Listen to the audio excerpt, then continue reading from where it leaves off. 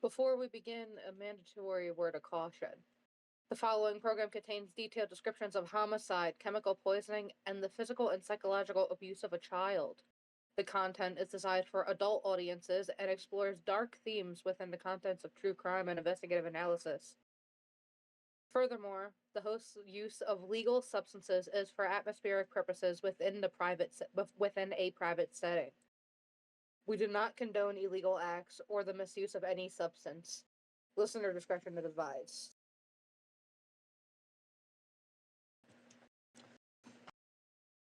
We're about to peel back the skin of a case that feels like a chemical nightmare. I wanted to get comfortable, lean back, and let the world outside fade out for just a little bit. We gotta take a puff before getting into this, so. This is a more recent case, by the way.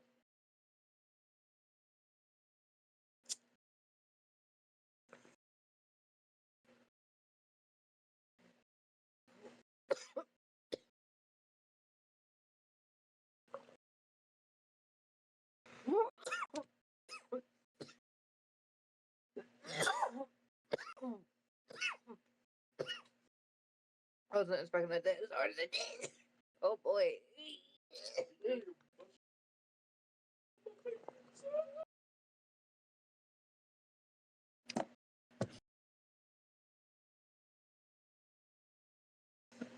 Okay, you can, I'm gonna continue. Okay, go ahead.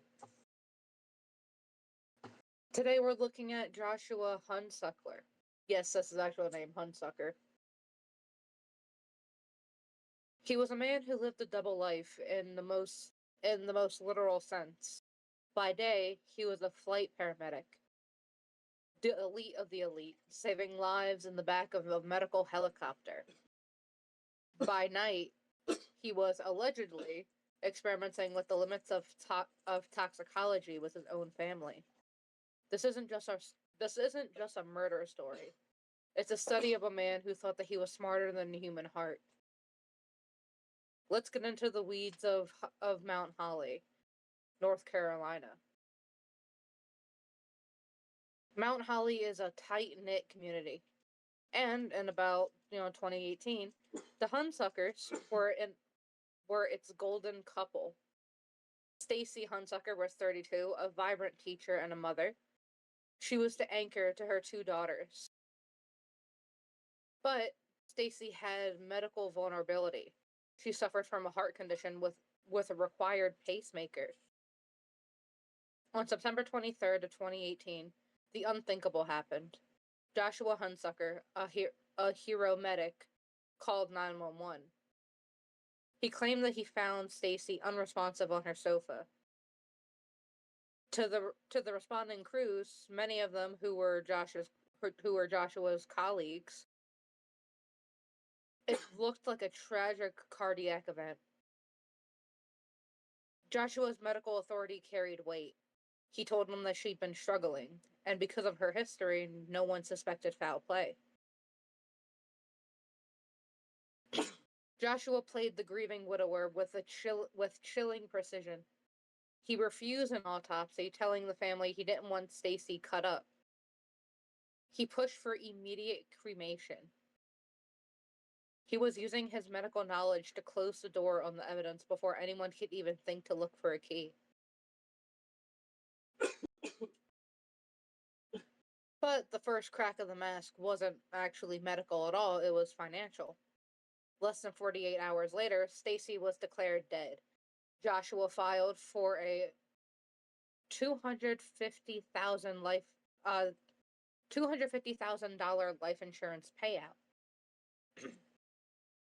This caught the attention of the North Carolina Department of Insurance as they noticed the speed. They noticed that Joshua was already moving on, dating a woman within weeks, making large purchases, and distancing himself from Stacy's grieving parents.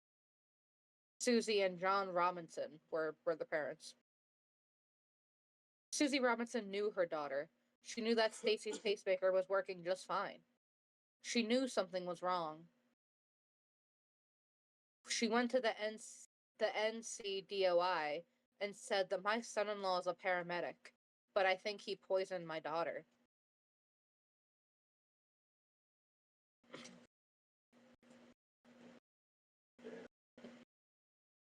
But there is a reason that Joshua legitimately thought he could get away with it. Because his chosen weapon was invisible to the standard hospital eye. I cannot pronounce the name of this for the life of me, but I'm going to try my best. Oh gosh.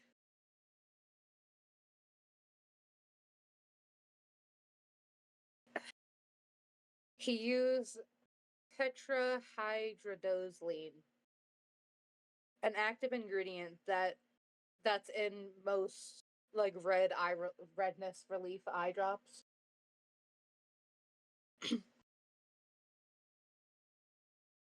Joshua knew that if you swallow Visine, it doesn't just clear your eyes. It enters into your bloodstream and mimics a massive overdose in blood pressure medications. It crosses the blood brain barrier and triggers symptomatic responses.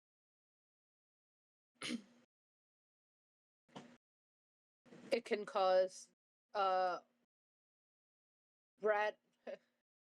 again I'm gonna mispronounce these. Bradycardia, which is where the heart rate drops to almost nothing. Hypotension, where the blood pressure pretty much bottoms out. And respiratory depression, where the victim will become lethargic and just stop breathing. To a doctor looking at the patient with a pacemaker, these are all symptoms that look like heart failure. Joshua knew that a standard toxicology screening for opioids or other substances would never pick up eye drops. It was a paramedic's perfect murder hack. Joshua thought that he'd burnt the evidence when he cremated Stacy, but he forgot about her status as an organ donor. Before her cremation, a single vial of her blood was taken for testing to a donation center. When investigators finally got their hands on the vial in 2019, the results were world-shaking. Stacy's blood contained the drug up to levels of 30 to 40 times higher than any possible therapeutic use. This wasn't an accident. This was a targeted lethal dose. Joshua was arrested and charged with first-degree murder. While out on a $1.5 million bond, Joshua's behavior became even more erratic. In 2019, while working on an Ultram Health helicopter, a fire broke out in the cabin. The pilot had to make an emergency landing. Investigation revealed that a syringe pump had been intentionally set on fire with a lighter. Joshua had been the only one back there. The highlights of the hero complex was a psychological state of mind where a person creates a disaster so that they can be the one to save everyone. So Joshua wasn't just a killer, he was also an arsonist addicted to the rush of crisis.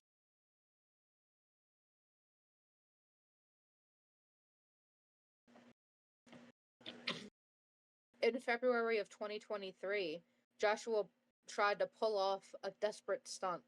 He called 911 claiming that he was ambushed while changing a tire. He told police that he was zip-tied and beaten and injected with a poison. Men working for the Robinsons. When police found him, the kidnapping was a laughable failure. The zip ties were loose enough to slide right off. There were no signs of struggle, and Joshua was trying to frame his former in-laws to invalidate their testimony for the upcoming murder trial. He was a man who believed his own lies, but his execution would soon to get sloppy. The darkest turn, came in August of 2024 when prosecutors revealed that Joshua had allegedly poisoned his own 10-year-old daughter with the same eye drops used for their mother. The motive was chillingly tactical. He reportedly poisoned her right before he scheduled her a visit with her grandparents. He wanted to get her sick at their house so that he could accuse them of child abuse and cut them out of his life forever. He was trying to use his child as a biological weapon in a legalized war.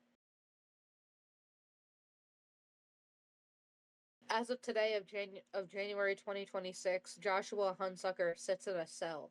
His bond is now completely gone, and he faces a mountain of charges that could keep him behind bars for several lifetimes. We're waiting for the final gravel to fall, and when the damage is done, a family is now shattered, and a man who was sworn to save lives is now made the master of ending them. And that's it.